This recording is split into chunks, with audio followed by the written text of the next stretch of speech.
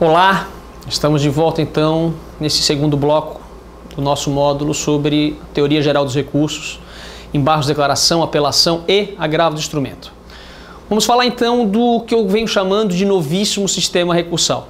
Por que novíssimo sistema recursal? Bom, primeiro é o título do meu último livro, publicado agora no ano de 2015, cujo título é Novíssimo Sistema Recursal conforme o CPC 2015. A pergunta que todos querem saber, na verdade, é o que muda no novo código em relação a recursos? E muda muita coisa. Por isso, um novíssimo sistema recursal. Se a gente comparar com a que a gente tem hoje, a partir do ano que vem, teremos sim um novíssimo sistema recursal. Quais são as características, não é, desse novíssimo sistema recursal? Os recursos passam a ser um livro próprio. É a primeira alteração. O código, na verdade, ele muda a sua estrutura. O CPC atual, ele é dividido em processo de conhecimento, processo de execução, processo cautelar, os procedimentos especiais formam o livro quarto e o livro quinto, então, a parte, as disposições transitórias. Ok, o novo código. O novo código é um código muito mais bem estruturado, vamos dizer assim. Ele tem uma parte geral e uma parte especial. E nessa parte especial, a gente vai ter a divisão em processo de conhecimento e cumprimento de sentença, é o livro 1. O processo de execução é o livro 2. E a parte de recursos é o livro 3. Processos nos tribunais e meios de impugnação das decisões judiciais. Trata-se, na verdade, de uma correção daquilo que a gente tem hoje. Porque vejam só, hoje recursos estão lá dentro da parte de processo de conhecimento. Mas sabemos muito bem que a gente tem recursos no processo cautelar, a gente tem recursos no processo de execução, e o novo código, então, dá uma autonomia à questão dos recursos, dando um livro próprio para ele, não é? Para essa matéria no CPC 2015. Bom, alguém vai dizer, mas isso é uma questão estrutural? Bom, é uma questão estrutural, mas é uma das características desse novíssimo sistema recursal. Quais são as outras, né? Em relação à taxatividade, quantos recursos a gente tem hoje no sistema? Bom, o artigo 496 do Código atual vai dizer: são cabíveis os seguintes recursos. Temos 8 incisos aqui. Inciso 1º, apelação. Inciso 2º, agravo. E nesse agravo aqui, agravo gênero, temos 5 espécies de agravos. Agravo de instrumento, agravo retido, agravo interno, agravo regimental e o agravo do 544. E ainda, embargos infringentes, embargos de declaração, recurso ordinário, recurso especial, recurso extraordinário e os embargos de divergência. Quando foi formada a comissão do anteprojeto, um dos principais objetivos na época era: temos que diminuir o número de recursos. A propósito, isso é um mantra, não é? Que parece que a gente começa a ouvir desde que a gente entra na faculdade de Direito. Temos recursos demais. E aí, a comissão então se deparou com vamos dizer assim, algumas dificuldades para reduzir o número de recursos. Porque vejam só, embargos de divergência, inciso 8º, recurso extraordinário, inciso 7º, recurso especial, inciso 6º, e o recurso ordinário, inciso 5º, são recursos constitucionais, previstos na Constituição Federal, de maneira que só uma emenda constitucional poderia retirar esses recursos. Os embargos de divergência, embora não estejam previstos na Constituição Federal, os embargos de divergência são decorrência da competência do STJ e do Supremo no que se refere à interpretação e à uniformização do direito brasileiro, do direito federal brasileiro, constitucional e infraconstitucional. Então não dá para tirar os embargos de divergência também, porque na verdade o que eles combatem é justamente a falta de uniformização no âmbito desses tribunais. Quando, por exemplo, a primeira turma do STJ julga de uma forma e a segunda julga de outra, a mesma matéria. Nesse momento, o STJ, que é aquele órgão de cúpula, aquele órgão de sobreposição, não está cumprindo a sua função constitucional. É aí que entram, então, os embargos de divergência. Esses 4 recursos, portanto, não teve como retirar. Pois bem, embargos de declaração. Se sugeriu retirar os embargos de declaração. E no seu lugar colocar uma espécie de pedido de reconsideração. Ora, qual a diferença? E os embargos de declaração, a gente vai ver no nosso último módulo, no nosso último bloco, é a função constitucional que os embargos de declaração têm em relação a ser um direito do cidadão ter decisões bem fundamentadas. Os embargos infringentes, esses saíram. Então, se retirou os embargos infringentes. Aí você vai para o agravo e para a apelação. Alguém consegue conceber um sistema em que da sentença não cabe apelação? A resposta é não. Alguém consegue conceber um sistema em que de uma determinada liminar não cabe agravo do instrumento? Não. Quais foram os agravos retirados então do sistema? Foram retirados o agravo retido e o agravo regimental. Na verdade, se fundiu o regime de agravo interno e agravo regimental em apenas um. Então vejam só como ficou a questão do nosso CPC de 2015 em relação aos recursos. Daqueles 12 recursos que a gente tem hoje, vamos ter então 9. A apelação se mantém, o agravo de instrumento se mantém muito alterado, é verdade, a gente vai ver. O agravo interno aparece com esse nome agravo interno, ou seja, foi positivado o apelido que se deu àquele agravo previsto no artigo 557 do CPC de 73. Os embargos de declaração são mantidos e aí, não é? Aquele quarteto final, recurso ordinário, especial, o recurso extraordinário, não é? O agravo em recurso especial ou extraordinário também é mantido, uma maneira um pouco diferente, mas é mantido, e os embargos de divergência. Então, de 12 partimos para 9. Ok, onde estão essas alterações no CPC de 2015? Os embargos infringentes foram retirados, mas em seu lugar, o legislador criou uma regra de julgamento muito parecida do que o que acontece com os embargos infringentes. Sabemos que os embargos infringentes cabem quando há julgamento por maioria. Então, julgamento de apelação, julgam 3 desembargadores. Se for por unanimidade, 3-0, não cabem os embargos infringentes. Os embargos infringentes só vão ser cabíveis quando esse julgamento for por maioria, ou seja, 2-1. Só que os embargos infringentes, eles são um recurso hoje. Você tem que interpor os embargos infringentes. O novo código, ele criou uma técnica de julgamento, que na verdade não é uma técnica, é uma regra, porque ela é obrigatória, no seguinte sentido. Quando você tiver o julgamento por 3 desembargadores, não é? No julgamento da apelação, e esse julgamento for 2-1, obrigatoriamente o regimento interno do respectivo tribunal terá que vislumbrar um sistema em que outros 2 desembargadores, ou um número suficiente para que haja inversão, naturalmente tem que ser um número par, não é isso? Para que não haja empate nesse julgamento, você possa ter a reversão daquele julgamento. O que acontece? Aquela sessão de julgamento, então, de duas uma, né? Ou esse órgão já tem 5 membros, 3 estão julgando e aqueles 2 vão julgar também. 2-1, chama esses 2, os 2 estão ali assistindo, já julgam. Como acontece, por exemplo, no Tribunal de Justiça do Rio de Janeiro, porque a composição no Rio é dessa maneira. As turmas têm 5 membros, mas 3 apenas julgam.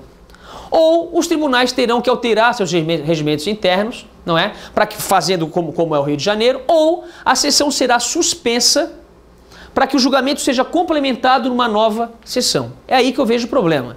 Eu sou advogado, atuo bastante perante os tribunais. Como advogado, eu vou querer fazer sustentação oral agora para esses 2 novos magistrados. Então percebam que isso pode atrasar em muito vamos dizer assim, o andamento do julgamento nos tribunais. E a possibilidade de sustentação oral na complementação do julgamento está expressamente prevista no artigo 942, que vocês vão ter aí oportunidade de ler com calma, a gente não vai ficar lendo o dispositivo aqui. Não é a ideia desse curso. Fim do agravo regimental. Por que fim do agravo regimental? Hoje, a gente tem uma dicotomia entre agravo interno e agravo regimental. Essa dicotomia existe desde 1998. Em 2009, eu publiquei um livro pela RT, pela Revista dos Tribunais, chamado Agravo Interno e Agravo Regimental, onde a proposta da obra e da minha dissertação, naquela época, defendida lá na PUC do Paraná, foi justamente diferenciar as hipóteses de cabimento desses 2 recursos. Aí vejam só que interessante. O legislador agora, por conta de toda essa celeuma que existe em torno desses 2 recursos, decidiu unificá-los em apenas um. O agravo interno no novo código, então, vai ser o recurso cabível de toda e qualquer decisão monocrática proferida pelo relator nos tribunais. Pouco importando se essa decisão tem natureza jurídica de decisão ou de sentença, ou seja, aquela decisão que coloca fim ao processo porque julga o recurso de apelação, porque julga o recurso especial, porque julga o recurso extraordinário, ou se essa decisão monocrática tem apenas um conteúdo interlocutório. aquela decisão, por exemplo, que em sede de agravo de ação rescisória, por exemplo, o relator concede efeito suspensivo. Essa decisão, hoje, essa decisão cabe agravo regimental. No novo Código também vai caber agravo interno. O interessante, sempre que eu gosto falo isso nas aulas, etc., é que meu livro tinha acabado de sair em 2009 e naquele ano, no final daquele ano, foi formada então a comissão do anteprojeto, presidida pelo ministro Luiz Fux, e a relatora originária, professora Tereza Rodolfo Invambia. Foi a minha orientadora no mestrado e depois no doutorado também na PUC de São Paulo. E então eu liguei para ela e falei, professora, o agravo regimental acabou no novo Código? E ela falou, acabou, é só a gente ler o dispositivo que acabou. Daí eu pensei na época, né? A segunda edição desse livro, se um dia sair, e vai sair o ano que vem, será a primeira vez que a gente vai ter uma segunda edição revista e reduzida, não é? Mas de fato não vai ser reduzida porque mudou tanta coisa em relação ao agravo interno que a segunda edição vai ser ampliada. Mas de qualquer maneira, o que eu quero que vocês saibam é que o agravo regimental ele sai de forma expressa do sistema, permanecendo apenas o agravo interno com esse nome, agravo interno. Então vai dizer, olha aqui, o dispositivo 2021. Contra a decisão proferida pelo relator, caberá agravo interno para o respectivo órgão colegiado, observadas as disposições em relação ao regimento interno. Ok. Tivemos ainda o fim do agravo retido. A respeito disso a gente vai falar melhor quando tratarmos do agravo de instrumento. Mas o novo Código, não é? E aí é uma das suas características, ele volta para o sistema de 1939. Eu falei para vocês, olha, lá em 39 a gente tinha um princípio que era o princípio da não recorribilidade, da irrecorribilidade das interlocutórias. Aí veio o CPC de 73 e traz a ampla recorribilidade das interlocutórias. Pois bem, o novo Código retorna para o CPC de 39. E hoje não, a partir do ano que vem teremos então um rol taxativo das decisões agraváveis, das decisões interlocutórias das quais cabem agravo de instrumento. Pois bem, e as demais? Cabe agravo retido? Não cabe nada. Não cabe nada. Então temos uma série de decisões das quais não caberão recurso algum. Qual é o problema aqui? Sem dúvida alguma o mandado de segurança voltará a ser utilizado com muita força para impugnar decisão judicial. Isso é um fato. Isso é um fato. A segunda característica é que essas decisões interlocutórias, elas serão discutidas onde?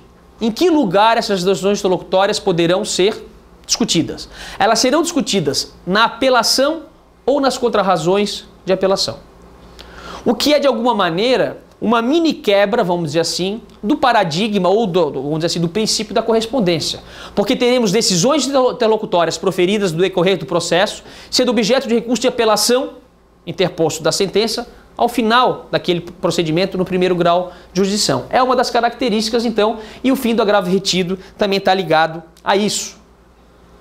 O fim da ampla recorribilidade das interlocutórias, como eu falei, essas hipóteses a gente vai ver quando a gente falar do agravo de instrumento, por hora é o que basta. E aí, característica clássica. Eu acho que foi o professor Welder Queiroz que tratou com vocês a respeito de normas fundamentais e deve ter falado muito do contraditório. Mas o Código 2015, ele tem, vamos dizer assim, um tripé. Um tripé nos seus elementos, não é?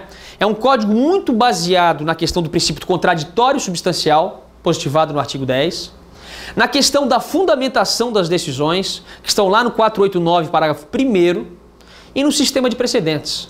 Sistema de precedentes esse positivado nos artigos 526, 527 e 528 do novo Código. E esse princípio do contraditório, ele vai se refletir onde? Ele vai se refletir também no sistema recursal. Eu tenho chamado nessa minha obra Novíssimo Sistema Recursal, tenho dito que existe um novo princípio no nosso sistema, que eu estou chamando de o princípio da primazia do julgamento do mérito recursal. Princípio da primazia do julgamento do mérito recursal.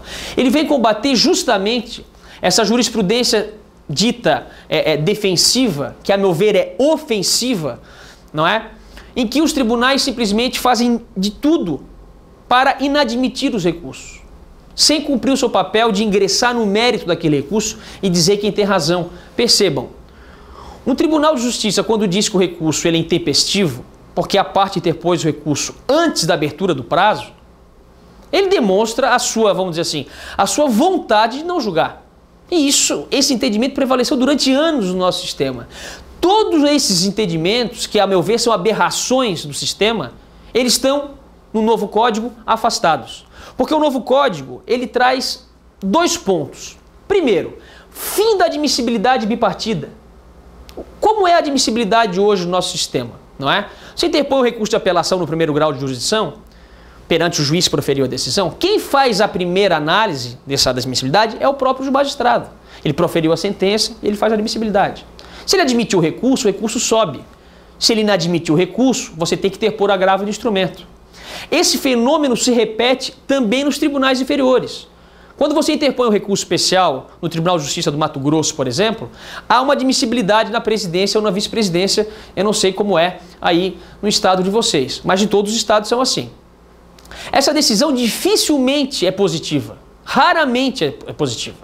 E aí a parte então interpõe o agravo do 544 para que esse recurso suba. Vejam que esses são gargalos da jurisdição que nos causam demora no processo. E aí o legislador entende por bem então retirar a admissibilidade de partida. A admissibilidade do novo código será feita apenas no órgão ad quem, no órgão que vai julgar o recurso. De maneira que os recursos especiais subirão para o STJ. Isso está positivado no novo código. As apelações subirão para o Tribunal de Justiça, subirão para os tribunais regionais federais. Isso está positivado no novo código. Nos artigos 1010 em relação à apelação e no artigo 1030 em relação aos recursos excepcionais, recurso especial e extraordinário. E por fim, para a gente finalizar esse bloco, o princípio da primazia do julgamento do mérito recursal, ele decorre de um princípio maior, positivado no artigo 4º do CPC, que é o princípio da primazia do julgamento do mérito da ação. Mas vejam só, o mérito da ação muitas vezes é julgado, não é? Deveria ser o mérito também do recurso. E aí o artigo 4º diz o seguinte: as partes têm o direito de obter um prazo razoável à solução integral do mérito, incluída a atividade satisfativa. Então está aqui o princípio, o princípio da primazia do mérito como um todo, geral. No sistema recursal, no sistema recursal eu gosto de dizer que ele foi positivado no artigo 932, parágrafo único, que vai dar ênfase à questão do contraditório, e também no artigo 1029, parágrafo 3º, no que se refere aos recursos excepcionais. Vejam só a regra do 932, parágrafo único, como é muito interessante. Antes de considerar inadmissível o recurso, o relator concederá o prazo de 5 dias ao recorrente para que seja sanado vício ou complementada a documentação exigível. Vejam que isso aqui é algo absolutamente novo. O que significa? Significa que nenhum advogado brasileiro terá mais um recurso inadmitido no âmbito dos tribunais sem que antes possa corrigir eventual vício, seja a falta do preparo, seja a falta de uma peça de agravo do instrumento, seja uma certidão para comprovar que aquele recurso é tempestivo porque em determinada comarca era feriado no dia da interposição. Isso está vedado no novo código. É algo absolutamente diferente do que a gente tem. É a preocupação do legislador de que os tribunais cumpram a sua função constitucional de dizer o direito das partes e não que se limitem apenas a dizer o recurso não sobe, o recurso não julgo porque aplico a súmula 7, porque aplico a súmula 282, porque não houve pré-questionamento. Isso está vedado no novo código. E o artigo 1029, esse aplicado especificamente aos recursos excepcionais. O Supremo Tribunal Federal ou o Superior Tribunal de Justiça poderá desconsiderar vício formal, ou seja, aqui a gente tem uma faculdade, o ministro no STJ ele pode desconsiderar o vício formal ou, e aí é uma obrigação, ou determinar sua correção, desde que não repute grave. Então vejam só, para o âmbito dos tribunais superiores, nós temos algo ainda mais. Não é? A gente tem o 932, posso dizer assim, que é um dispositivo amplo, de teoria geral dos recursos para todos os recursos, e um dispositivo específico para os recursos especiais e extraordinários. Me parece que só por esses 3 dispositivos, essa trinca, e esse princípio que venho chamando da primazia do julgamento do mérito recursal, já é o suficiente para que a gente tenha, na verdade, possa sustentar que, de fato, a gente tem um novíssimo sistema recursal, conforme o CPC de 2015, apesar de Em relação ao número de recursos, a gente não tem uma alteração tão significativa e a explicação aí a gente já deu por conta justamente da nossa organização, do nosso organograma do Poder Judiciário. A gente encerra por aqui esse segundo bloco e a gente, no terceiro a gente vai começar a falar então da teoria geral dos recursos, especificamente no Código do CPC de 2015.